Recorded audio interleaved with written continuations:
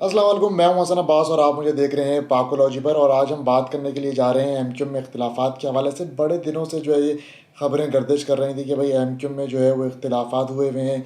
और काफ़ी हद तक हमने खुद देखा भी कि एमक्यूएम के जो सोशल मीडिया है वो भी हमें बड़ा तकसीम दिखाई दिया है। एक जानिब जो है वो मुस्तफ़ा कमाल साहब की प्रोजेक्शन की जा रही थी, तो दूसरी जानिब जो है वो खालिद मकबूल सिद्दीकी जो कि कन्वीनियर हैं, एमक्यूएम के चेयरमैन हैं, उनकी प्रोजेक्शन की जा रही। तो ये एमक्यूएम में हमने माजी में ऐसा देखा नहीं है कि एक पार्टी के अंदर जो है वो दो अलग अलग मुख्तलिफ लीडरों की जो है वो प्रोजेक्शन की जा रही हो। पहले तो एमक्यूएम के अंदर जब तक अल्ताफ़ हुसैन साहब थे तो इस तरह का कोई कल्चर ही नहीं था। अल्ताफ़ हुसैन साहब जो थे वो वन मैन शो हुआ करता था। उसके बाद जो है वो कोई भी लीडर जो है ना उसकी कोई तस्वीर अवेज़ा होती थी, ना कोई उसके बैनर्स होते थे, ना सोशल मीडिया के ऊपर जो है वो किसी और की बात होती थी। मगर अब जो है वो 22 अगस्त 2016 के बाद एमक्यूएम की सूरत हाल बिल्कुल मुख्तलिफ है। एमक्यूएम पाकिस्तान अलग है, एमक्यूएम लंदन जो है वो अलग है। हम बात करने के लिए जा रहे हैं एमक्यूएम पाकिस्तान में इख्तिलाफ़ात के हवाले से।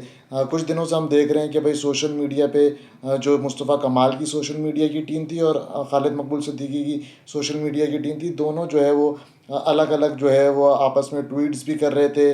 फेसबुक के ऊपर भी अलग पोस्टिंग चल रही थी। एक दूसरे की रहनुमाओं के ख़िलाफ़ जो पीएसपी से आए थे मुस्तफ़ा कमाल के साथ, उनके ख़िलाफ़ अलग पोस्टिंग की जा रही थी, और जो ऑलरेडी एमक्यूएम पाकिस्तान का हिस्सा थे उनके ख़िलाफ़ अलग पोस्टिंग की जा रही थी। और ये आपस में ही सब एक दूसरे के ख़िलाफ़ जो है वो कैंपेन्स रन कर रहे थे। मगर उसके बाद क्या हुआ, उसके बाद जो है वो हुक्म मिला कि अब आप लोगों को जो है वो इख्तिलाफ़ात आपस में अपने दूर करें और मिल के बैठें और आपस में एक दूसरे से बात करें और बीच का रास्ता इख्तियार करें। उससे पहले हमने देखा ये तमाम तर इख्तिलाफ़ात का मामला उसने ज़ोर कब पकड़ा, जब मुस्तफ़ा कमाल साहब ने एक दो टॉक शोज़ के अंदर, पॉडकास्ट के अंदर जो है वो कुछ बातें ऐसी कहीं जिसमें उन्होंने कहा कि मेरे पास तो कोई पार्टी का ओहदा नहीं है। उसके अलावा उन्होंने जो है वो ये तमाम तर बातें रखी थी कि भाई पार्टी के अंदर साल गुजर चुका है और खालिद मकबूल सिद्दीकी साहब से जो है वो चेयरमैन है। उसके अलावा एक हफ़्ते के अंदर जो है वो नीचे की काबीना अनाउंस होनी थी, वो भी अनाउंस नहीं हुई और बाकायदा तौर पे अब साल गुजर चुका है। तो खालिद मकबूल सिद्दीकी के साहब के अलावा जो है वो पार्टी में किसी के पास कोई ओहदा नहीं है। कोई हमसे अगर हमारा ओहदा पूछ ले तो हम अपनी मगलें झाँकने लगते हैं। उसके बाद मुस्तफ़ा कमाल साहब ने ये भी बोला था कि भाई पार्लिमानी लीडर जो है वो अभी तक सिंध असेंबली के अंदर अनाउंस नहीं किया गया और डिप्टी पार्लिमानी लीडर। मगर बाद में हमने देखा कि जब ये लोग साथ मिलकर बैठे तो पहले जो एक अहम फैसला किया गया वो फौरी तौर पे जो है वो पार्लिमानी लीडर को और डिप्टी पार्लिमानी लीडर को जो है वो बाकायदा तौर पे उनको अनाउंस कर दिया गया। और इफ्तिखार आलम साहब जो कि एमपी हैं, उनको सिंध असेंबली में पार्लिमानी लीडर बनाया और ताहा खान जो है उनको डिप्टी पार्लिमानी लीडर बनाया। तो ये एक मसला तो जो है वो हल हो गया। अब रह क्या गया, अब रह गया है कि भाई एमक्यूएम पाकिस्तान के अंदर जो है वो नई तंजीम साजी का अमल कब शुरू होगा। कि चेयरमैन खालिद मकबूल सिद्दीकी साहब तो हैं, अब उसके नीचे जो बॉडी बनेगी उसमें कौन वाइस चेयरमैन होगा, कौन जो है वो उसके अंदर बाकायदा तौर पे जनरल सेक्रेटरी होगा, जॉइंट सेक्रेटरी होगा। अब चेयरमैन के बाद जो दूसरी पावरफुल पोस्ट होती है वो जनरल सेक्रेटरी की होती है किसी भी पार्टी के अंदर। तो अभी तक इसका कोई फैसला नहीं किया जा रहा कि किसको जनरल सेक्रेटरी बनाया जाएगा। अब खालिद मकबूल सिद्दीकी साहब का जो पूल है वो इस चीज़ से इनसिक्योर है। अगर मुस्तफ़ा कमाल साहब के ग्रुप में से किसी को जनरल सेक्रेटरी बना दिया जाता है तो उसके पास ये भी इख्तियार हो सकता है कि पता लगा भाई वो कल को चेयरमैन साहब को ही फारिग कर दे। तो ये मामला जो है वो इस चीज़ पर आकर भी सेटल हो सकता है कि आया ये जो तंजीमी स्ट्रक्चर है इसको वापस जो है वो चेंज कर दिया जाए और खालिद मकबूल सिद्दीकी साहब वापस चेयरमैन से कन्वीनियर हो जाए। और वैसे ही राब्ता कमेटी जैसे पहले होती थी, एक राब्ता कमेटी अनाउंस कर दी जाए। जल्द जो है वो हमारे ज़राया में ये बता रहे हैं कि एमक्यूएम के तंजीमी स्ट्रक्चर में तब्दीली भी हो सकती है या फिर इसी के अंदर कोई बीच का रास्ता भी निकाला जा सकता है। मगर जल्द जो है वो एमक्यूएम की नई काबीना जो है उसको अनाउंस कर दिया जाएगा। इसके ऊपर जो है वो मशावरत एमक्यूएम के अंदर चल रही है। अब देखना ये है कि नई राब्ता कमेटी अनाउंस की जाती है या ये जो चेयरमैन वाला फार्मूला है इसको ही आगे लेकर चला जाता है और आगे जनरल सेक्रेटरी, जॉइंट सेक्रेटरी या वाइस चेयरमैन को अनाउंस किया जाता है। अब इसके अंदर तीन बड़े अहम लोग हैं, फ़ारूक सत्तार साहब हैं, खालिद मकबूल सिद्दीकी साहब हैं, मुस्तफ़ा कमाल साहब हैं। और उसके बाद जो तंजीमी मामला देखने के माहिर हैं अनीस कायम खानी साहब, वो भी यकीनन इसके अंदर जो है वो मौजूद हैं। ये तमाम चार पांच लोग ऐसे हैं जिनको अहम काबीना की जो है वो पोस्ट बाकायदा तौर पे मिलनी है। तो अब देखना यह है कि आफ्टर चेयरमैन किसके पास जो है वो पावरफुल पोस्ट आती है, या फिर तो सबको जो है वो तकरीबन बराबर की एक पोस्ट दे दी जाए। जैसे हमने देखा कि खालिद मकबूल सिद्दीकी साहब शुरू में कन्वीनियर थे, मुस्तफ़ा कमाल साहब सीनियर डिप्टी कन्वीनियर थे, Farooq Sattar senior deputy convener थे, अनीस कायम खानी साहब जो है वो डिप्टी कन्वीनियर थे। तो ये तमाम तर लोगों का कोई आपस में ये एक बीच का रास्ता निकालेंगे। और दूसरी बात मैं आपको बड़ी अहम ये बताऊँ कि एमक्यूएम के अंदर जो है वो एक ये भी बात चल रही है कि हुकूमत की जानिब से एमक्यूएम को मज़ीद एक वजारत और एक जो है वो स्टेट मिनिस्टर देने का भी फ़ैसला हुआ है। मगर मेरे ज़राए जो हैं वो ये बताते हैं कि अभी तक इस पे कोई हतमी फ़ैसला नहीं हुआ है, लेकिन ये बातें जो है वो गर्दिश कर रही हैं कि मुस्तफ़ा कमाल साहब को एक वजारत जो है वो मिल सकती है। वो वजारत कौन सी मिलती है? मुस्तफ़ा कमाल साहब की अगर हम बात करें और वजारतों के हवाले से बात करें, जो कहा यह जा रहा है कि आईटी की वजारत मिलने का इम्कान है, मगर मैं समझता हूँ कि मुस्तफ़ा कमाल साहब यकीनन मेयर रह चुके हैं कराची शहर के पहले, और बड़ी ज़बरदस्त उनकी कारकर्दगी माजी के अंदर हमने देखी है, और वो बड़े प्लानिंग और डेवलपमेंट के माहिर आदमी हैं। अगर उनको किसी किस्म की कोई वजारत देनी है तो मेरे ख़्याल से एहसन इकबाल साहब के पास जो प्लानिंग और डेवलपमेंट की वजारत है वो उनके एक्सपीरियंस के हिसाब से काफ़ी उन पर सूट करती है। लेकिन एक बड़ी अहम वजारत है वफाक के अंदर, तो वो मुस्तफ़ा कमाल साहब को मिलना यकीनन मुश्किल होगा, और नून लीग जो है वो अपना वज़ीर हटा के इतनी अहम वजारत मुस्तफ़ा कमाल साहब को देते, तो ये ख़ासा मुमकिन दिखाई हमें देता नहीं है। मगर फिर भी सियासत है, कुछ भी हो सकता है, मगर मोस्ट प्रोबेबली जो है वो आईटी की वजारत मिलने का इम्कान है मुस्तफ़ा कमाल साहब को। उसके अलावा अगर हम बात करें तो पार्लिमानी लीडर्स को जो है वो अनाउंस कर दिया गया है। उसके अलावा नई राब्ता कमेटी को अनाउंस कर दिया जाएगा, और आपस में जो है वो ये बातें भी चल रही हैं कि अब एमक्यूएम के जितने भी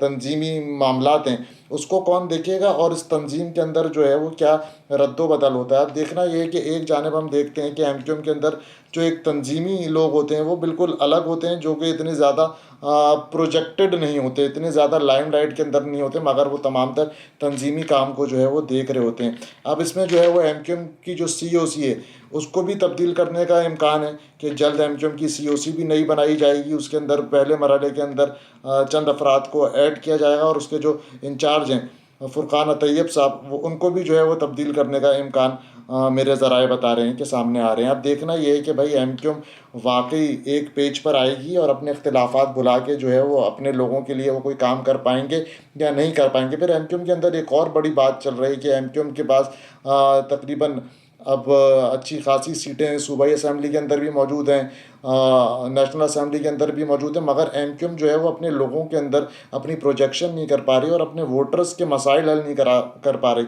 तो इसके ऊपर क्या लाया अमल बनता है ये भी देखना बड़ा ज़रूरी है, क्योंकि अगर एमक्यूएम ने इस दफ़ा अपने वोटर्स को कुछ डिलीवर नहीं किया तो आने वाले इलेक्शंस में बिल्कुल ही उनको सफाया हो जाएगा। और अभी भी उन पे ये इल्ज़ाम लगाया जा रहा है कि भाई वो फॉर्म 47 वाले इलेक्शन जीते हुए, फॉर्म 45 वाले इलेक्शन नहीं जीते हुए। तो ये भी एक बड़ा आप समझ लें कि एक रीज़न जनरेट किया हुआ है पीटीआई की जानिब से कि भाई एमक्यूएम ने जो सीटें जीती हैं वो फॉर्म 47 वाली सीटें जीती हैं, फॉर्म 45 वाली नहीं। और पीटीआई जो है वो इसके ऊपर भरपूर सोशल मीडिया कैंपेन भी चला रही है। हर रोज़ हम देखते हैं कि भाई पीटीआई की जानिब से इसके ऊपर पोस्टर्स दिखाई दे रहे होते हैं, इसके ऊपर जो है वो ट्वीट्स दिखाई दे रहे होते हैं, और बार बार जो है वो तनकीद कर रहे होते हैं कि भाई एमक्यूएम ने जो है वो जाली मैंडेट के साथ वो इस हुकूमत के अंदर मौजूद है। और वो तो खैर पूरी हुकूमत पर ही ये इल्ज़ाम लगाते हैं कि ये फॉर्म 47 की हुकूमत है, मगर एमक्यूएम भी यकीनन उसका हिस्सा है। और कराची के अंदर ये भी कहा जा रहा है कि एमक्यूएम अगले इलेक्शंस में अगर उन्होंने कुछ परफॉर्म नहीं किया तो उनके लिए जीतना बड़ा मुश्किल हो जाएगा, और वो बग़ैर किसी मदद के जो है वो नहीं जीत सकते। दूसरी जानिब जो है वो हमने ये भी देखा कि कामरान टिसोरी साहब वो गवर्नर तो हैं मगर बड़े एक्टिव दिखाई दिए तंजीमी मामलात के अंदर भी। गवर्नर हाउस के अंदर उन्होंने एक इजलास किया जिसमें उन्होंने तमाम तर सेक्टर के यूनिट के लोगों को बुलाया, मगर कराची शहर के तकरीबन 30 सेक्टर्स में से जो है वो खाली 6 सेक्टर इंचार्जेस वहाँ पे मौजूद थे। 100 से ज़ायद यूनिट्स हैं, खाली जो है वो 30 के करीब यूनिट इंचार्ज वहाँ पे मौजूद थे। तो खालिद मकबूल सिद्दीकी साहब जो है वो ख़ुद गवर्नर हाउस में मौजूद थे, मगर एमक्यूएम की जो तंजीमी स्ट्रक्चर है जो कि बिल्कुल लोकली सेक्टर यूनिट की सतह के लोग हैं, वो तक जो है वो गवर्नर हाउस के अंदर उनकी पूरी अटेंडेंस नहीं हुई। तो यहाँ पर लेकर भी जो है वो खासे मामलात जो हैं वो एमक्यूएम के अंदर ख़राब हुए। अब देखना ये है कि वाकई एमक्यूएम जो है वो अपने डिफरेंसेस को ख़त्म कर सकती है या नहीं कर सकती। एक फार्मूला ये भी दिया गया है मुस्तफ़ा कमाल साहब को वजारत दे दी जाए और उनको जो है वो पार्टी के अंदर कोई ऐसा ओहदा नहीं दिया जाए कि बिल्कुल वो नेक्स्ट टू चेयरमैन हो, मगर यकीनन उनको कहीं ना कहीं फैसिलिटेट तो करना पड़ेगा। वो पीएसपी से आए हैं, पीएसपी के वो चेयरमैन थे, इधर आ गए तो वो अब आफ्टर खालिद मकबूल सिद्दीकी साहब उनकी एग्जिस्टेंस है। तो ये तमाम तर चीज़ें हैं कि वाक़ई मुस्तफ़ा कमाल साहब का जो सोशल मीडिया है और जो खालिद मकबूल सिद्दीकी साहब का सोशल मीडिया है, क्या वाक़ई इनके तमाम तर इख्तिलाफ़ात ख़त्म हो जाएँगे और ये लोग एक पेज पर आ जाएँगे? ये खाली